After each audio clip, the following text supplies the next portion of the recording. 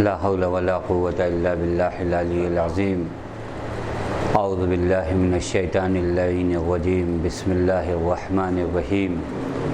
الحمد لله الذي علا في توحده ودنا في تفرده وجلى في شانه وعظم في أركانه، والصلاة والسلام على أشرف الأنبياء والمرسلين حبيب إله العالمين مولى ومولى الثقلين جد الحسن والحسين مولانا بالقاسم محمد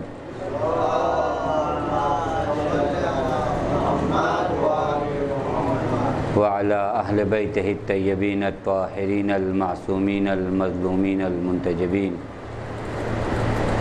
لا سيما بقية الله في الأرضين، واللعنة الدائمة الباقية العاجلة على أعدائهم أجمعين من الآن إلى يوم الدين. أما بعد، فقد قال الله الحكيم بسم الله الرحمن الرحيم: يا أيها الرسول بلغ ما أنزل إليك من ربك وإن لم تفعل فما بلغت رسالته والله يعصمك من الناس إن الله لا يهدي القوم الكافرين.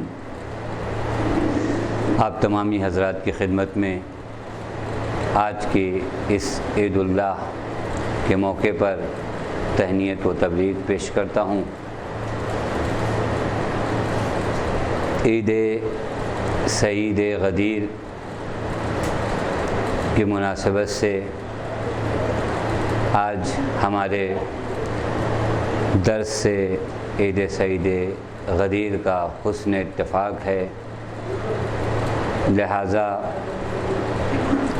اس درس قرآن میں لازم و ضروری سمجھتا ہوں کہ آج کا یہ جلسہ عید غدیر کے تئیں برگزار ہو. جس آئے کریمہ کو سرنامہ سخن قرار دیا ہے، کوشش یہ ہے کہ اسی آئے کریمہ کے ذریعے عید غدیر کے سلسلے میں کچھ باتیں، کچھ معروضات آپ کے اقدام عالیہ میں پیش کیے جائیں. غدیر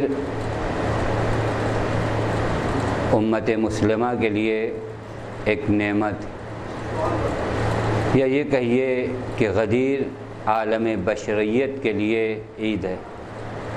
انسان درک کرے، غدیر کسی مذہب، کسی قوم، کسی دین سے وابستہ نہیں ہے. غدیر کا تعلق پوری انسانیت سے، اور جب غدیر کا تعلق پوری انسانیت سے ہے تو غدیر کا پیغام بھی پوری انسانیت تک پہنچنا چاہیے. شاید اس کی سب سے بڑی ذمہ داری اس وقت ہم لوگوں کے کاندھوں پر ہے جو اپنے آپ کو غدیری کہلاتے ہیں، کہ جب غدیر کا تعلق پوری انسانیت سے ہے تو ہم و آپ جو دسترخوان غدیر پر بیٹھے ہوئے ہیں اور وہاں کی نعمت سے مستفید ہو رہے ہیں، ہم پر لازم و ضروری ہے کہ پوری دنیا تک غدیر کے پیغام کو پہنچائیں. غدیر ہے کیا؟ غدیر کہتے کسے ہیں؟ غدیر یعنی انسان کی سعادت کی راہ کو وا کرنا، یعنی وہ راہ سعادت جو بند ہیں، جنہیں بند کیا جانا چاہ رہا ہے، جسے شیطان کی کوشش یہ ہے کہ اس راہ سعادت کو انسان کے لیے بند کر دے، غدیر اسی راہ سعادت کو باز کرتی اور کھولتی. غدیر یعنی کیا؟ غدیر یعنی مظلوموں کی آواز. یہ وہ چیزیں ہیں جس کا تعلق پوری انسانیت سے. راہ سعادت پر سبھی کو گامزن ہونا ہے، مظلوم کی آواز جہاں پر بھی ہو وہاں غدیر ہے. غدیر یعنی ظلم و بربریت، فریب کاری کا خاتمہ. غدیر یعنی انسان کو حیرت و ضلالت و گمراہی سے نکالنا. غدیر کے یہ معنی ہے. غدیر اس وجہ سے غدیر کو منعقد کیا گیا. واقعاً ابھی انشاءاللہ آپ کی خدمت میں عرض کروں گا کہ غدیر کیسے ماحول اور کیسے سچویشن میں منعقد ہوئی. آخر یہ کون سا پیغام تھا جسے پروردگار عالم نہایت سختی کے ساتھ اور نہایت جدیت کے ساتھ اپنے حبیب کو القاء کر رہا ہے اور بیان کر رہا ہے: یا ایھا الرسول بلغ. انشاءاللہ تفسیر کے موقع پر اس آیت کے سلسلے میں گفتگو ہوگی۔ ایک چیز جو یاد رکھیے گا ابتدائے تقریر میں عرض کر دوں کہ غدیر ہم اس لیے نہیں مناتے کہ غدیر کے ذریعے ہم کسی کی دل آزاری کریں۔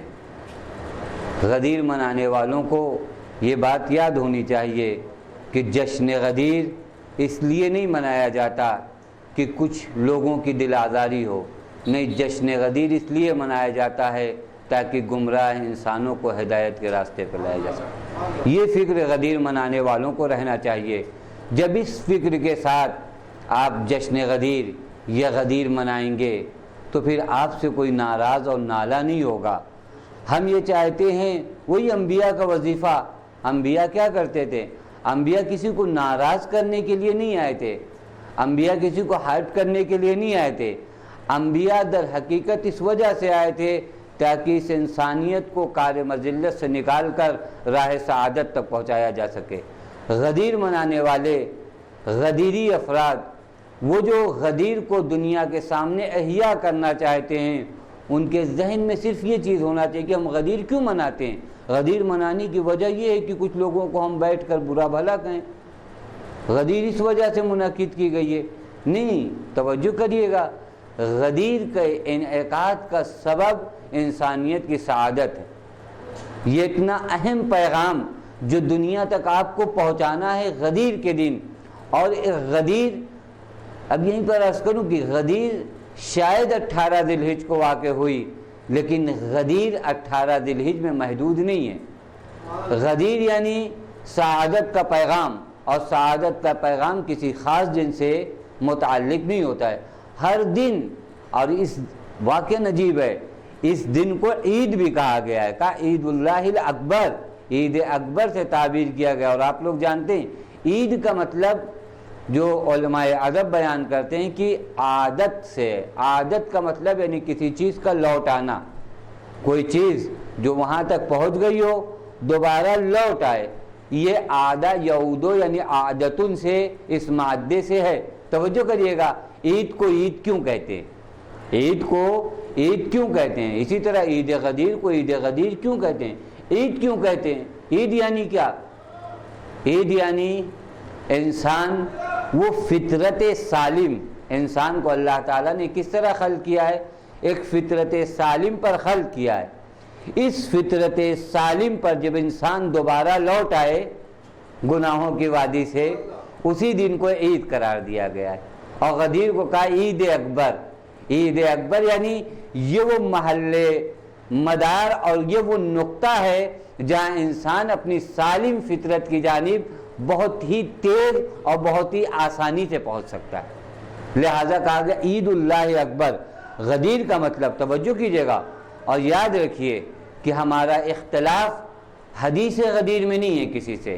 یہاں پر بھی شاید وہ بعض باتیں ہیں جو ابھی تک ہمارے سماج میں نہیں پہنچی، ہم یہ سمجھتے ہیں اختلاف حدیث غدیر میں۔ اختلاف حدیث غدیر میں نہیں ہے، اختلاف فلسفہ غدیر میں۔ ہمارا کسی سے کوئی اختلاف حدیث غدیر میں نہیں ہے، سب مانتے ہیں حدیث غدیر کو۔ یہاں تک بات ہے کہ تواتر، روایات کی اپنی اقسام ہوتی ہیں، حدیث غدیر روایات متواترہ میں سے، روایت متواتر اس روایت کو کہتے ہیں جہاں سن کر سامع کو یقین حاصل ہو جائے۔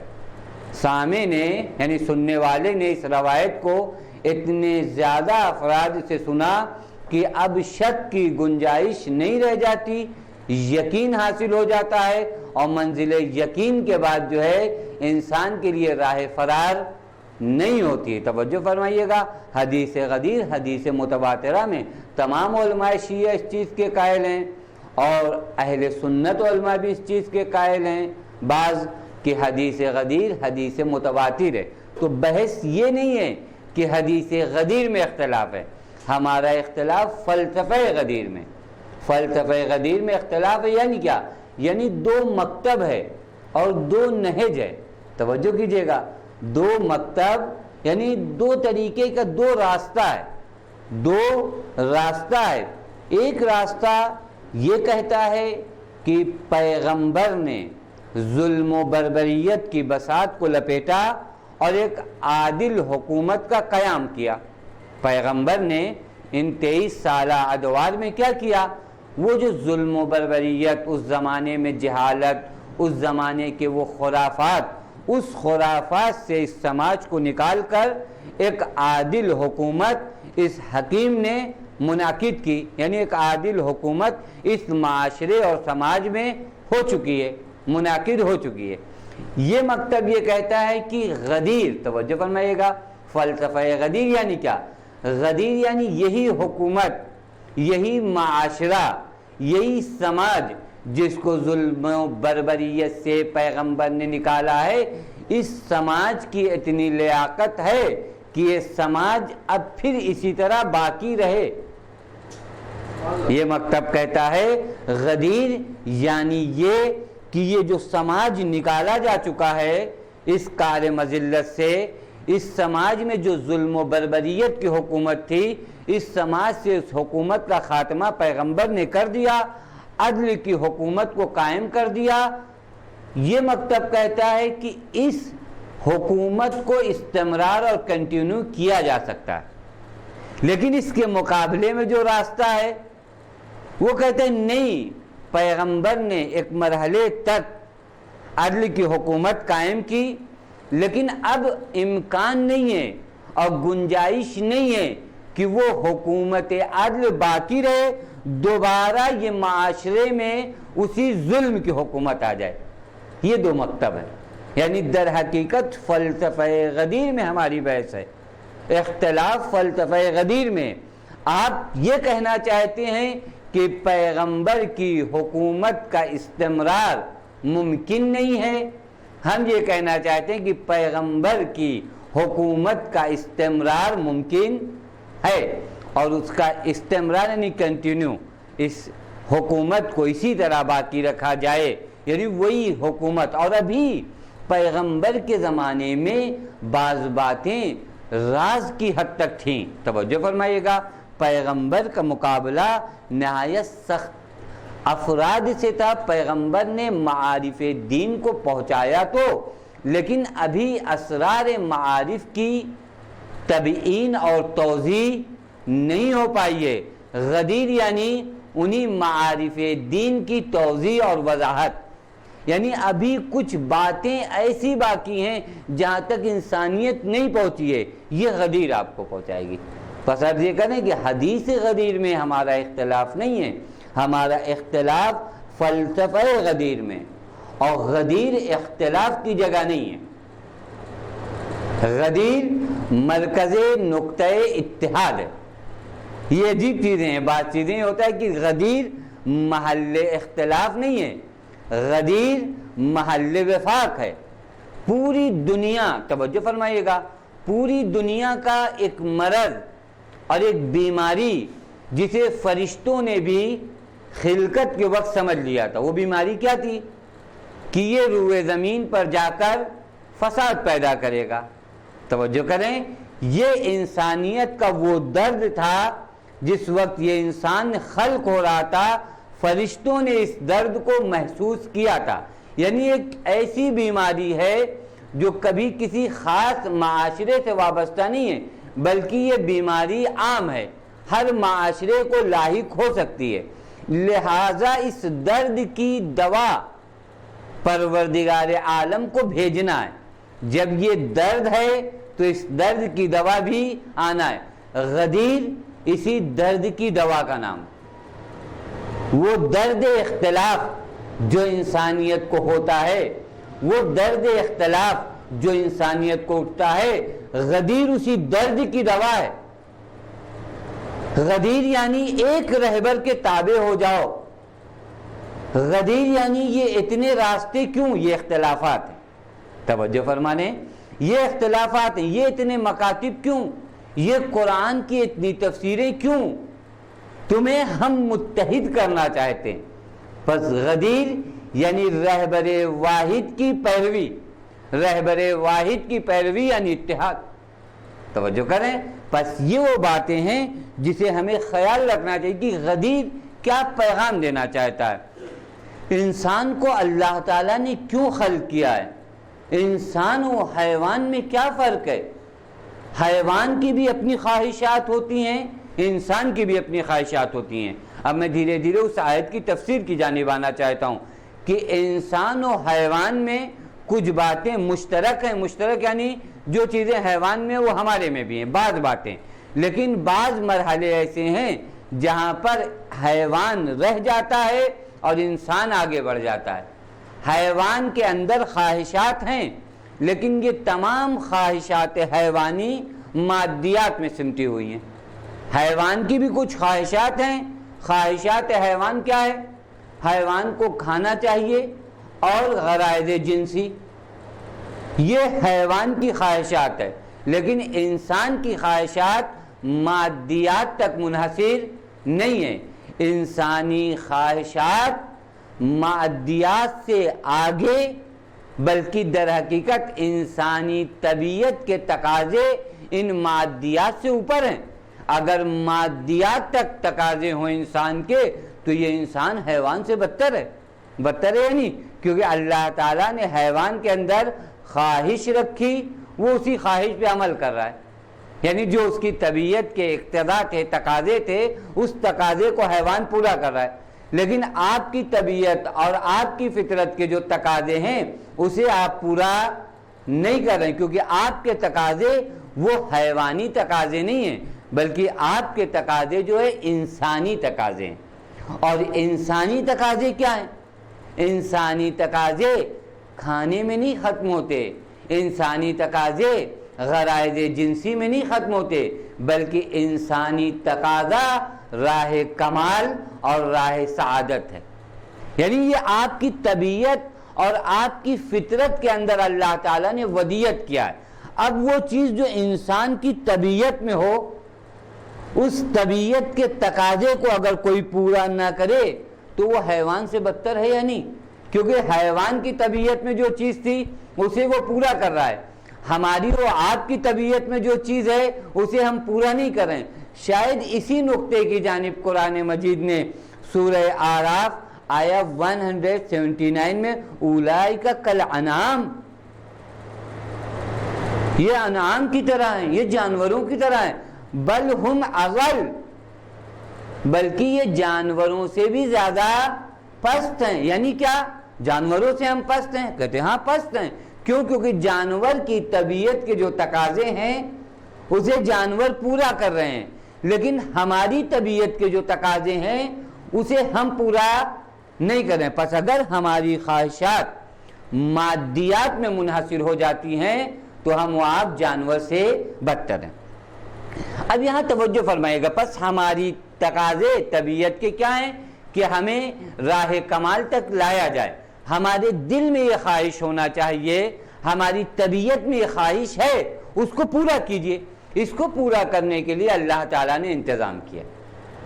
جب کوئی چیز آپ کی طبیعت میں کسی چیز کا تقاضا ڈیمانڈ رکھی ہے تو اس کے لیے اللہ نے اسباب فراہم کیے۔ اگر آپ کے لیے اللہ تعالیٰ نے بھوک رکھی ہے تو وہاں کھانا بھی آپ کے لیے موجود ہے۔ توجہ فرما رہے ہیں، اگر بھوک آپ کی طبیعت میں ہے تو کھانا بھی آپ کے پاس موجود ہے، یعنی اسباب مہیا ہیں۔ اسی طرح اگر آپ کی طبیعت میں اللہ تعالیٰ نے یہ رکھا ہے کہ آپ راہ کمال، راہ ہدایت کو طے کریں تو اس کے لیے انبیاء، ائمہ، اولیاء مقرر فرمائیں۔ توجہ کیجئے گا، یہ انبیاء و اولیاء کون مقرر فرمائے گا؟ یہاں پر بھی دو نظریے آپ جانتے ہیں کہ بعض لوگ یہ کہتے ہیں کہ انبیاء کو تو نہیں کہتے لیکن خلیفہ کو کہتے ہیں، یعنی کہتے ہیں کہ انہیں عامت الناس بھی مقرر کر سکتی ہے، لیکن ہمارا مکتب اور مذہب یہ ہے کہ نہیں، اللہ تعالیٰ ہی جعل کرتا ہے۔ جس طرح اللہ تعالیٰ نے نبی کو مقرر کیا ہے اسی طرح اللہ تعالیٰ امام کو بھی مقرر کرتا ہے۔ حتیٰ پیغمبر اسلام کو بھی یہ حق حاصل نہیں ہے کہ اپنی طرف سے کسی کو اپنا خلیفہ مقرر کریں۔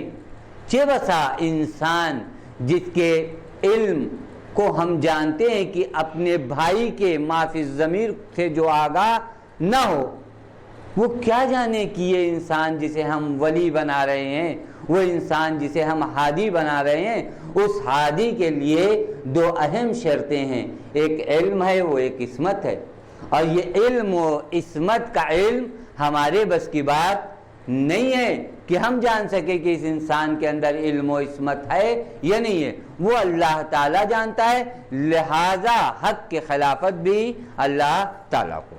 خوب اس کے لیے اللہ تعالیٰ نے انتظام بھی کیے، اور غدیر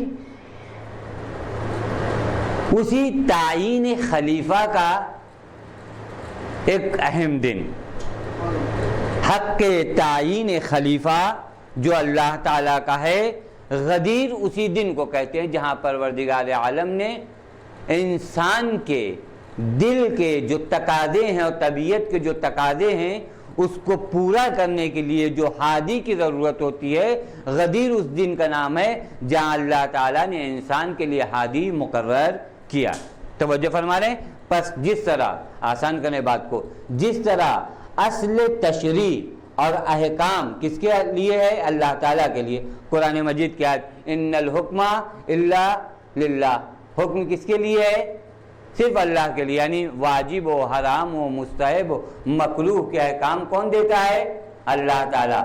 جس طرح اللہ تعالیٰ نے تکالیف کو اپنے سے مختص کر رکھا ہے، اسی طرح اپنی خلافت کو بھی اپنے سے مختص رکھا ہے۔ اس کے لیے بھی قرآن مجید کی آیت ہے، اللہ عالم حیث یجعل رسالتہ، اللہ جانتا ہے کہ اپنی رسالت کو کہاں قرار دے، یعنی کسے ولی بنائے، کسے ہادی بنائے، یہ حق بھی صرف اللہ کو ہے۔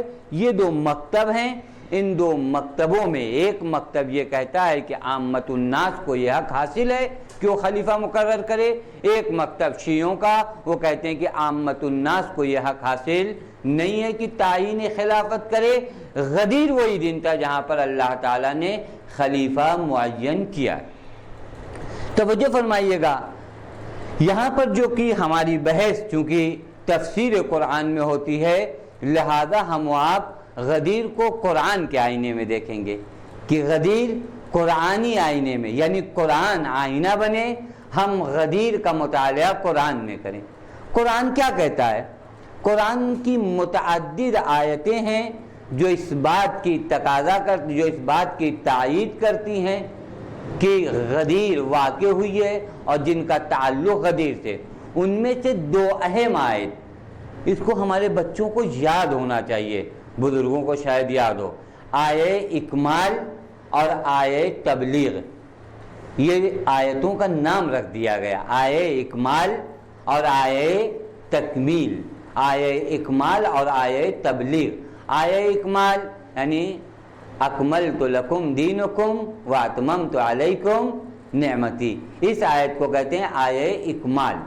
ایک آیت ہے آیے تبلیغ، جس آیت سے آج ہم لوگوں کو بحث کرنا ہے، یا ایھا الرسول بلغ ما انزل الیک من ربک۔ خوب، پس غدیر تعین خلیفہ کا دن، جس دن اللہ تعالیٰ نے انسانیت کے لیے ہادی مقرر کیا، یعنی ہادی رسمن مقرر کیا، وگرنہ ہادی مقرر ہو چکا تھا، بات واضح۔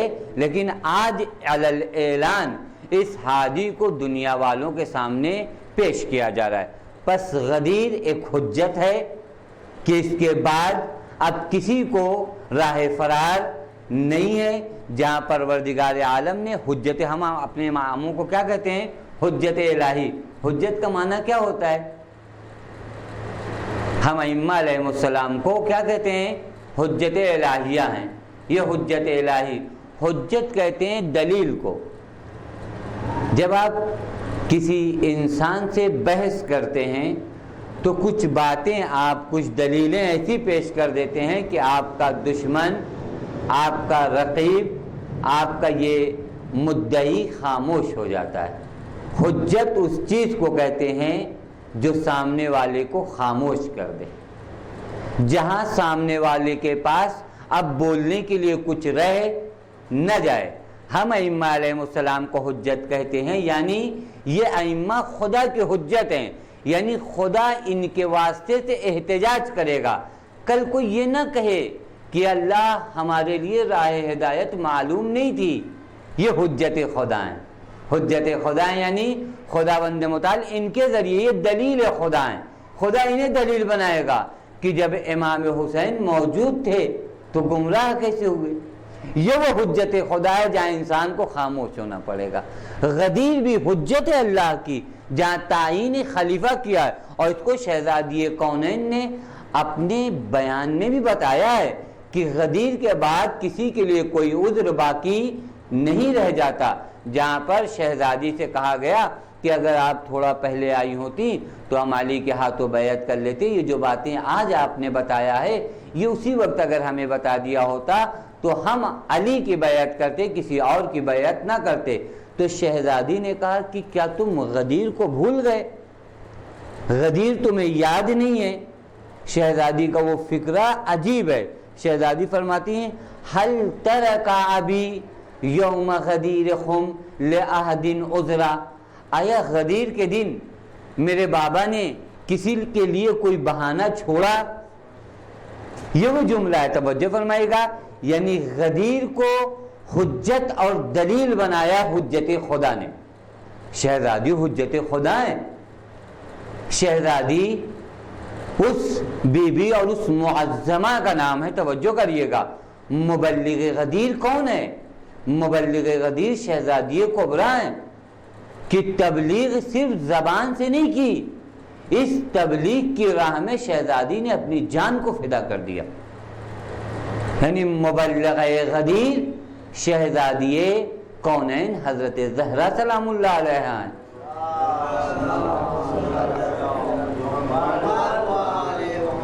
اور اب آپ جان جائیے کہ پیغام غدیر کتنا اہم ہوگا. جس پیغام کی مبلغہ وجہ خلقت زمین و آسمان شہزادی کبریٰ ہوں، اور جس پیغام کے لیے ایسی عظیم ہستی اپنی جان دے دے، شہیدہ ہو جائے. توجہ کریے گا. شہزادی شہیدہ ہیں اور انہیں شہید صرف تبلیغ غدیر کی وجہ سے کیا گیا ہے. شہزادی کو اس وجہ سے نہیں شہید کیا گیا کہ شہزادی فدق مانگ رہی تھی. شہزادی کو اس وجہ سے شہید کیا گیا ہے کہ شہزادی غدیر کی تبلیغ کر رہی تھی. کیونکہ غدیر کی اگر تبلیغ ہو جائے گی تو انسانیت کو گمراہ نہیں کیا جا سکتا. پس واقع غدیر اور پیغام غدیر کی اہمیت کو سمجھیے. آج یہ امانت اگر آپ کے ہاتھوں میں ہے تو یہ دھیان رہنا چاہیے کہ اس امانت کو آپ تک یوں ہی نہیں پہنچایا گیا ہے. اس کے لیے وجہ ارض و سما شہزادی زہرا کا خون بہا ہے، اور وہ آسان اور وہ خون عظیم خون، وہ عظیم بی بی اس پیغام کے لیے شہید ہوئی ہے. یہ پیغام آج ہمارے ہاتھوں میں ہے، ہمیں دنیا تک پہنچانا ہے. غدیر کیا میرے دوستو عزیزو، میں شاید اس واقعے کو صرف تمہیداً عرض کر رہا ہوں، وگرنہ آپ کے ذہنوں میں ہے واقع غدیر. چونکہ اس آیت تک پہنچنا ہے لہذا نہایت اختصار کے ساتھ غدیر کو عرض کرنے کا، غدیر کے واقعے کو عرض کروں. 40 سال کی عمر میں حضرت مبعوث ہوئے پیغمبر. توجہ کر رہے ہیں. 3 سال تک آپ نے مخفی یعنی چھپ کر تبلیغ اسلام کی. پھر اس کے بعد 10 سال تک آپ نے علنی طور پر تبلیغ دین کیا. اس دوران کفار نے مسلسل ظلم و ستم آپ پر کیے، یہاں تک کہ آپ کو ہجرت کرنا پڑی. آپ نے مدینے سے ہجرت کیا اور 6 سال تک مدینے میں آپ نے قیام کیا. پھر عمرے کی غرض سے آپ مکے کی جانب آئے. اہل مکہ نے آپ کو آنے نہیں دیا. توجہ کریے، میں صرف فہرست گنا رہا ہوں آپ کو. اہل مکہ نے آپ کو آنے نہیں دیا. صلح حدیبیہ واقع ہوئی، پیغمبر لوٹ آئے. پھر اس کے بعد پیغمبر 2 سال کے بعد حج کے لیے عمرے کے لیے گئے، عمرہ کر کے لوٹ آئے. اب پھر اس کے بعد آخری مرتبہ پیغمبر اعلان کرتے ہیں کہ میں حج کے لیے جا رہا ہوں. توجہ فرمائیے گا. یعنی غدیر کی تمہید کیسے بن رہی ہے. پیغمبر 63 سال کی عمر میں 63 سال کی عمر میں اعلان کر رہے ہیں کہ میں حج کے لیے جا رہا ہوں، جسے میرے ساتھ آنا ہے آئے۔ یہ پیغمبر کی جانب سے ایک دعوت ہے۔ ہر مسلمان، آج کے مسلمان کو اگر یہ معلوم ہو جائے فلاں بڑے مولانا فلاں مرجع اگر حج کو جا رہے ہیں اور ان کے ساتھ اس عبادت میں ہم رہیں گے تو کون نہیں جائے گا جس کی دست قدرت میں ہوگا۔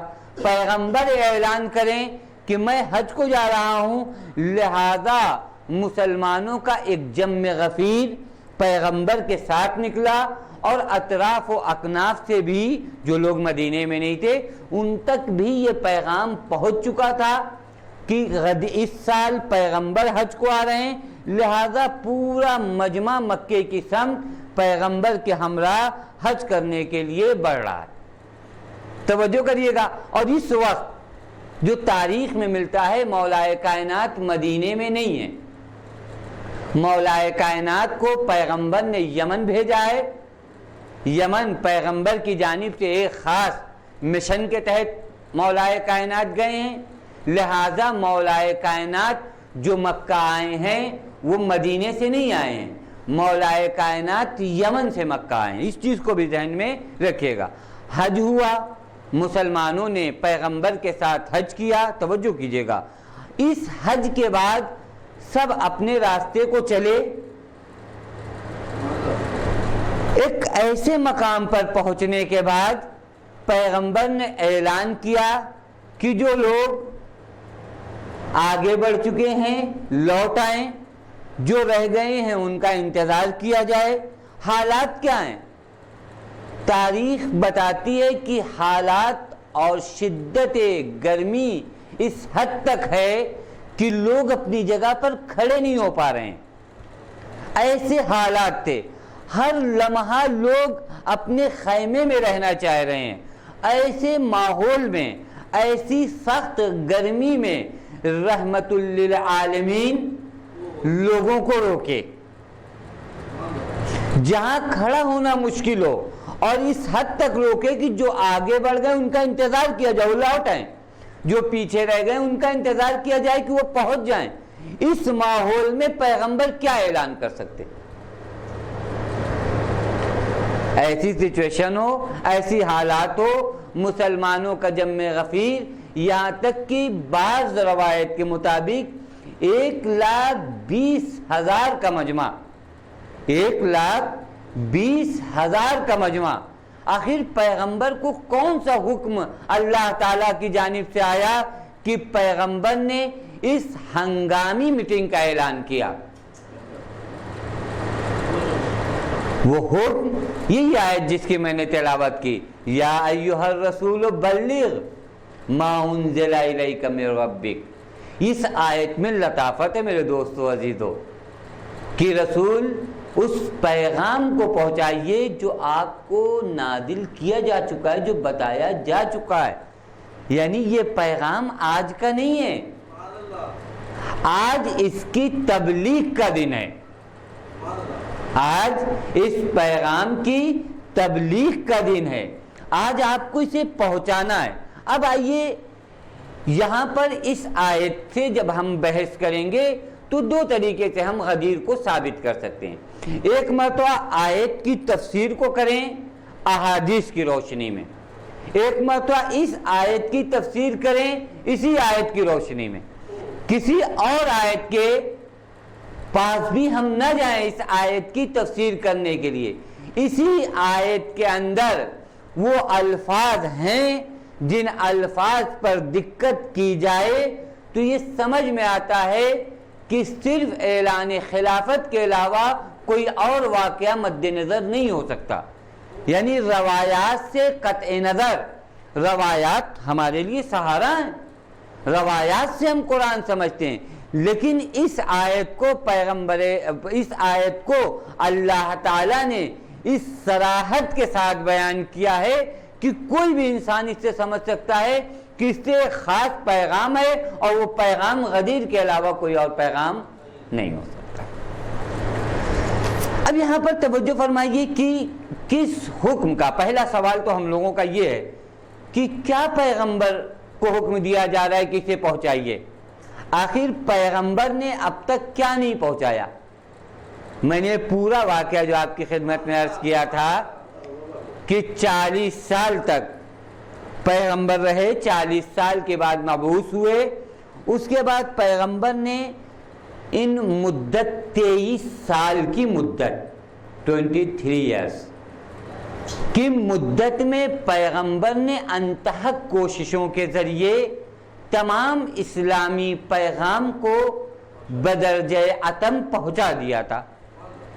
یعنی کون سا حکم یہاں پیغمبر کو پہنچانا ہے، اسی آیت سے ہم آ کر بحث کریں کہ آخر کون سا پیغام پیغمبر کے ہاتھوں رہ گیا تھا، اور یہ پیغام کیسا تھا؟ ابھی اس آیت کی تفسیری دیکھیے، اور یہ پیغام کیسا تھا جہاں پروردگار عالم پیغمبر کی جان کی ضمانت بھی لے رہا ہے۔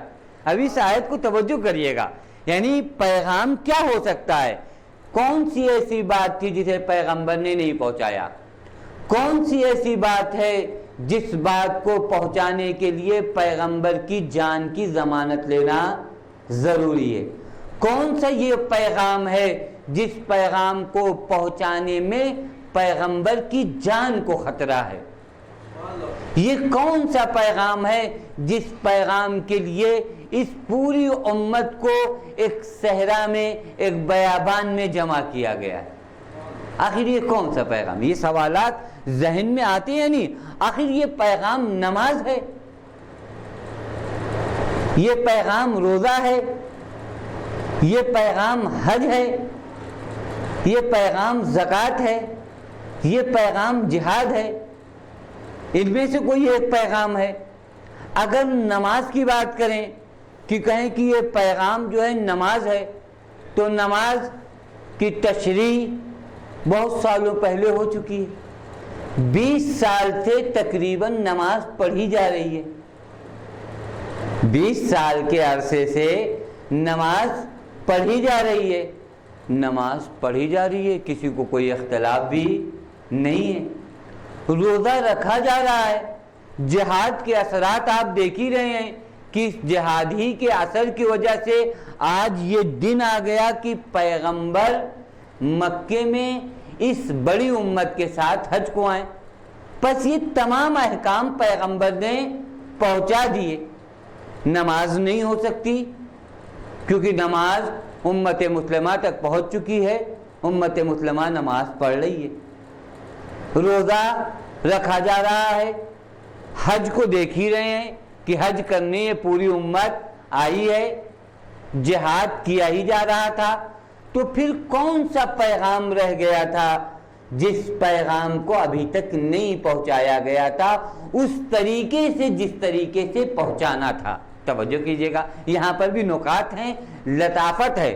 وہ یہ کہ ایسا نہیں ہے کہ اعلان خلافت اور پیغمبر نے اپنی جانشینی کا اعلان نہیں کیا، نہیں، پیغمبر نے متعدد مقامات پر اعلان جانشینی کیا تھا، لیکن اس طریقے سے رسمی اعلان کہ آپ کا حج حجۃ الوداع کہلائے اور آپ اس دنیا سے جانے والے ہوں، لقاء الہی آپ کو حاصل ہونے والا ہو، اور ایسے ماحول میں ایک آیت کے پس منظر میں اعلان خلافت، یہ رسمی اعلان خلافت ابھی تک نہیں ہوا تھا، غدیر کے دن اس رسمی اعلان خلافت کو ہونا تھا۔ اب آئیے آیت کے جو جملے ہیں، پہلا لفظ یا ایھا الرسول، یہ وہ لفظ ہے جو قرآن میں صرف 2 مرتبہ آیا۔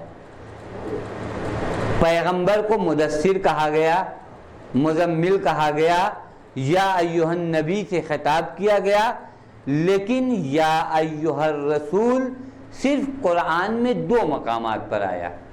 ایک مقام یہی موجودہ آیت یا ایھا الرسول بلغ، دوسرا مقام اسی سورہ میں سورہ مائدہ 48 آیت نمبر 48، جہاں پر اگر قرآن ہو تو معاف کریے گا۔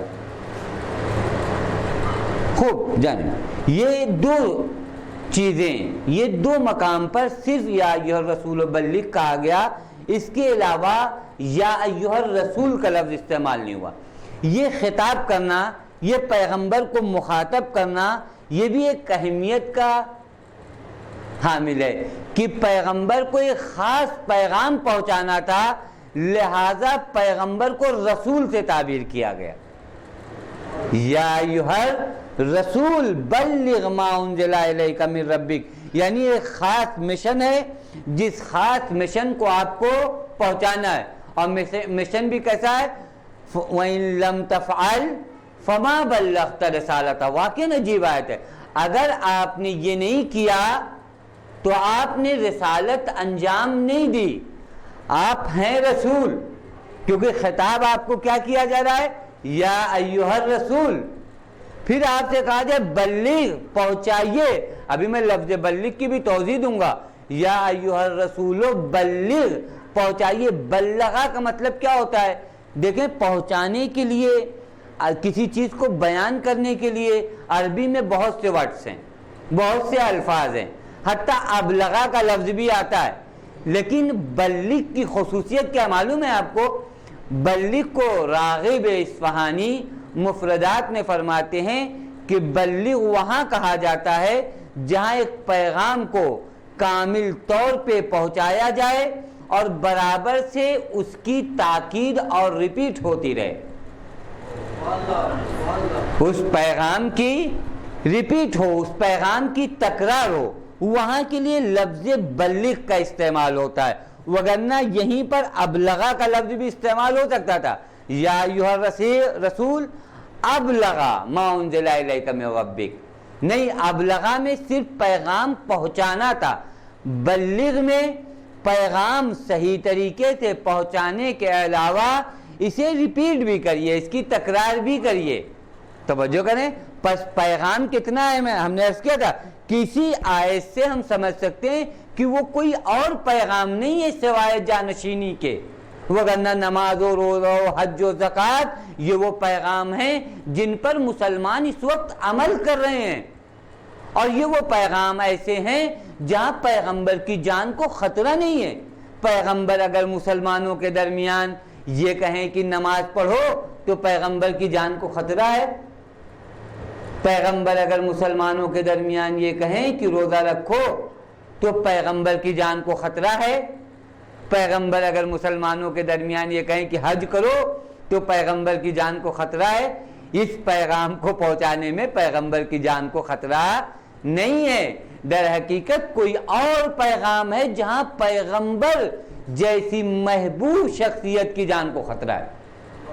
وہ پیغمبر جس کے وضو کا پانی زمین پر نہیں آتا تھا، مسلمانوں کو اتنی والہانہ محبت تھی پیغمبر سے کہ بعض روایات میں ہے کہ جب پیغمبر وضو کیا کرتے تھے تو آب وضو کو لوگ تبرک کے عنوان سے لے جاتے تھے، تو پانی پیغمبر کا وضو کا زمین پر نہیں گرتا تھا، یعنی تبرک سمجھ کر اس پانی کو لوگ لے لیا کرتے تھے۔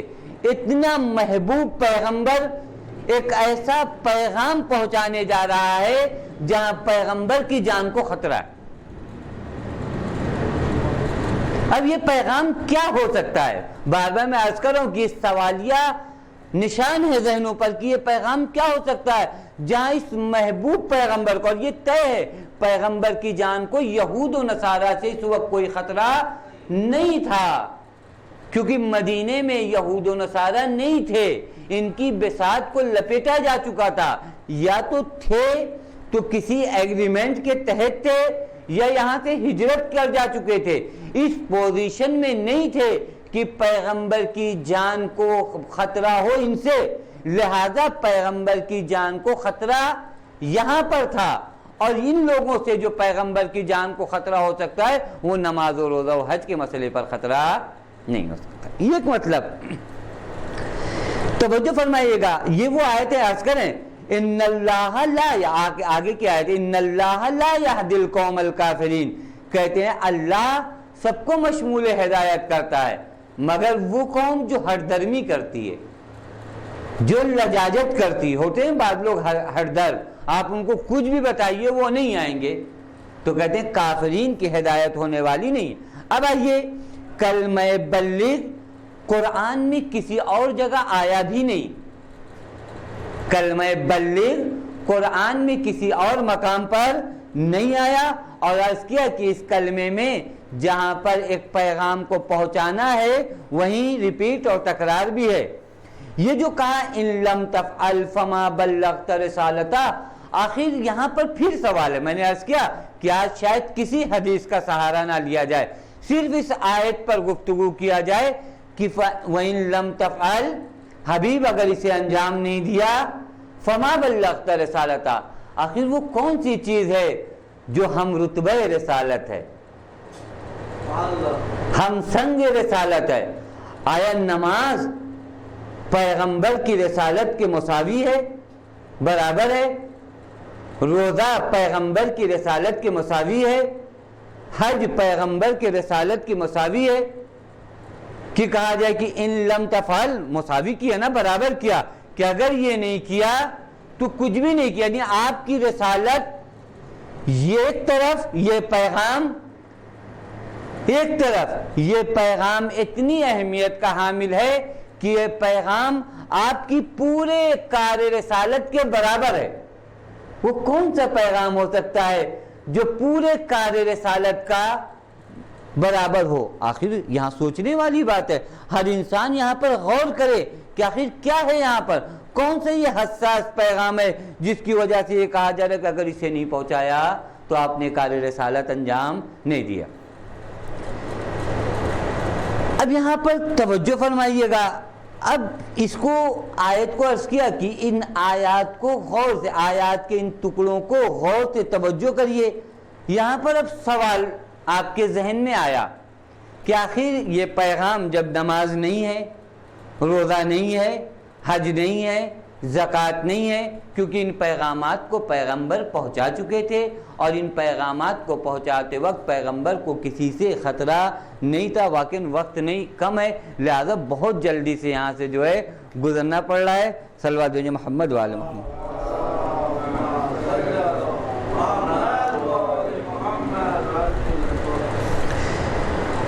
یہ پیغام کیا ہو سکتا ہے؟